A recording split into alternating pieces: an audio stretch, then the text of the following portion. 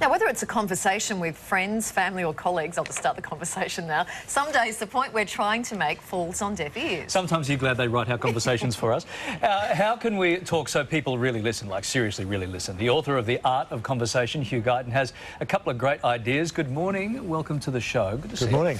What's going wrong if we feel like we're talking but we're not being heard?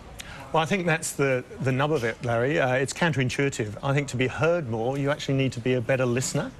I think the first thing is create a climate around you such that people would actually choose to listen. So are you looking at them in the eye? Are you leaning forward? Are you open body language?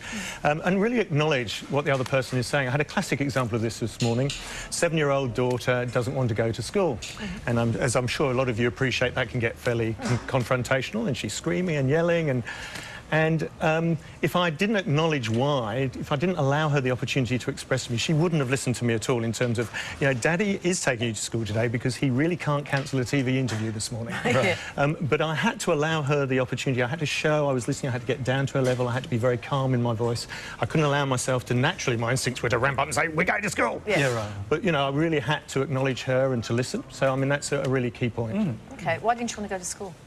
Oh, she's been off sick for a while, and she's just happy to extend it, you know. Yeah, OK, you got me interested. I just need to know the reason. How can we drive home a point or, you know, a message without being overbearing? Like, if we want to really be heard, and you know, how can we do that without being overbearing? I think once again, it's this thing about, are you creating a climate of listening? Are you aware of who you're speaking to? Are you actually, you know, aware of the type of person you're talking to? In the book, The Art of Conversation, we talked about what mode of conversationalist are you? Are you a minder, an organiser, a director or an enthusiast? And are you able to flex the way you talk to somebody so that they would appreciate it? So if they are a minder, talk about people things. If they're a director, get to the point really quickly. So know your audience. And the other really key point is, if this conversation is an important one and you really need a specific outcome, be upfront, right up front. Or if, on the other hand, classic between men and women, you know, a woman likes to come home and just vent. She doesn't want solutions to the problem, but we as men just get straight into, then it's quite useful for the wife to say, look, darling, I just want to vent for a bit. I really don't need any of your solutions. And then the man can just sit back and say, oh, OK, and just pretend I'm listening.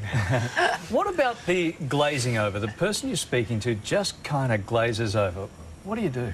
I think it comes back to, are you being interesting? Are you talking about stuff that they're going to be interested in?